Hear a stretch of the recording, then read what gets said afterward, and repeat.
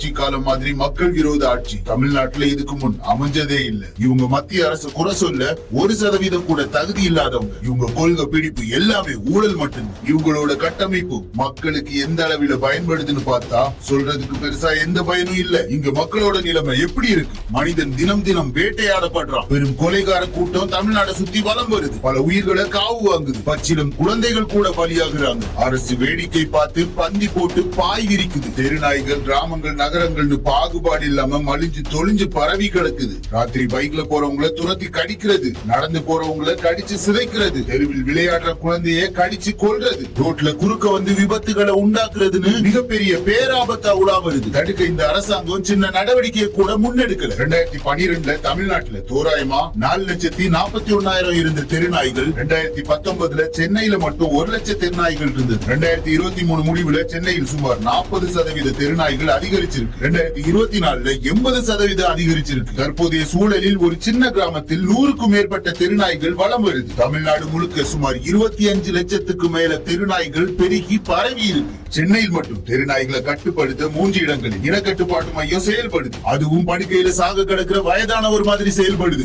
ஆண்டுக்கு 15,000 தெருநாய்களுக்கு மட்டும் இனக்கட்டுப்பாடு செய்யறாங்க. அதாவது கருத்தடை செய்யறாங்க. அப்புறம் வீதியில விட்டுட்டு போறாங்க. மற்ற மாவட்டங்களை அகதிகள் மாதிரி கைவிட்டுட்டாங்க. தமிழ்நாடு முழுக்க நாளொன்றுக்கு 400 பேருக்கு மேல நாய்க்கடியால மருத்துவமனையில் அனுமதிக்கப்படுறாங்க. 250 பேருக்கு மேல நாய்களால விபத்தில் காயமடைகிறாங்க. அதை விட கொடுமை, 3 முதல் 5 பேர் வரை நாள் ஒன்றுக்கு நாய்க்கடியால் சாகுறாங்க. சிறுவனை கடித்து கொன்ற தெருநாய்கள், முதியவரை கடித்து கொன்ற தெருநாய்கள். நாம நியூஸ்ல அடிக்கடி பாக்குற விஷயம் சந்தையில மலிச்ச காய்கறி மாதிரி ரொம்ப சர்வ சாதாரணமா இங்க அரங்கேறிட்டு இருக்கு. மாநில அரசுக்கு அவங்க வருமானம் தான் முக்கியம். இவன் எக்கேடு கட்டா எனக்கு என்னன்னு கண்ணை மூடி காத்துல மிதக்குறாங்க. கலைஞர் சிலையை நாடு முழுக்க நட்டு வச்சா மக்கள் குறை தீர்ந்துடும் நினைக்கிறாங்க. நமக்கு ஓட்டு போட்ட மக்கள் வேற்று கிரகத்துல இருக்கிறாங்கன்னு தெரியுறாங்க.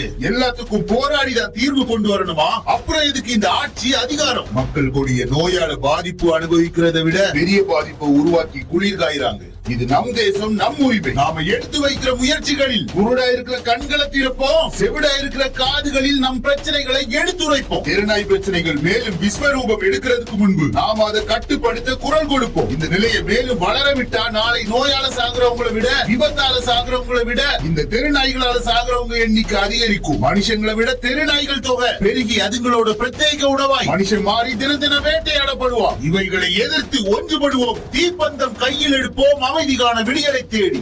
நன்றி, வணக்கம்.